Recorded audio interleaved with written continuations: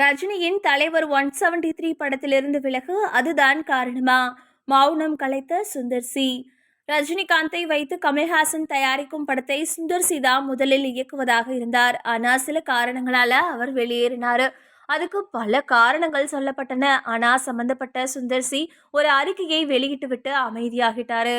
அவருக்கு பதிலா சிபி சக்கரவர்த்தி இயக்குனராக கமிட் ஆயிருக்காரு. இந்த நிலைமையில தலைவர் 173 படத்துல இருந்து விலகியதற்கான காரணம் குறித்து செய்தியாளர்கள் கிட்ட பேசினாரு.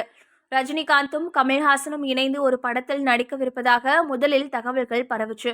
ஆனா அந்த படம் லேட்டாக ஆரம்பிக்கப்படும் என்றும் முதலில் ரஜினியை வைத்து கமல் ஒரு படத்தை தயாரிப்பார் என்றும் சொல்லியும் சுந்தர் சியை இயக்குனராக கமிட் செஞ்சாங்க.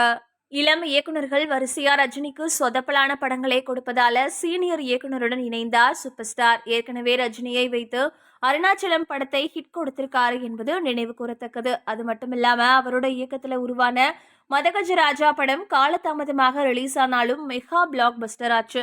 இதன் காரணமாகவும் ரஜினியை வைத்து கண்டிப்பாக தரமான ஹிட்டை கொடுப்பார் என்றுதான் ரசிகர்கள் எல்லாருமே நம்பிட்டு இருந்தாங்க.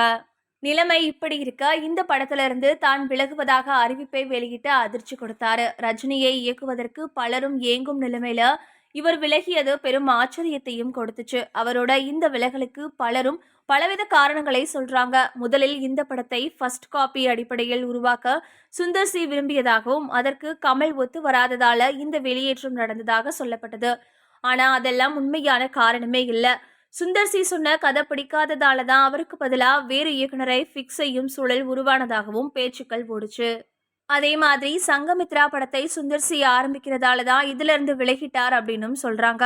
அவர் விலகியதை அடுத்து சிபி சக்கரவர்த்தி இயக்குனராக உள்ள வந்திருக்காரு. இந்த நிலைமையில இன்னைக்கு செய்தியாளர்கள் கிட்ட பேசின அவரு சங்கமித்ரா படத்தை ஆரம்பிக்க போவதாகவும் அதுக்காக தலைவர் 173 படத்திலிருந்து விலகிவிட்டதாகவும் சொல்றாங்க. ஆனா அது உண்மையே இல்லை.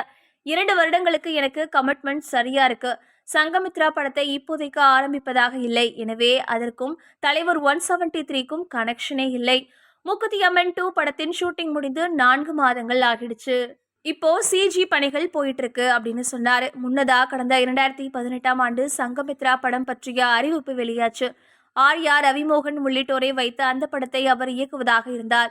பிரம்மாண்ட பட்ஜெட்ல பாகுபலி ஸ்டைல்ல உருவாவதாக கூறப்பட்டது. ஆனா பட்ஜெட் கூடி வராததன் காரணமா அந்த படத்தை அப்படியே கிடப்பில போட்டுட்டாரு சுந்தர் சி.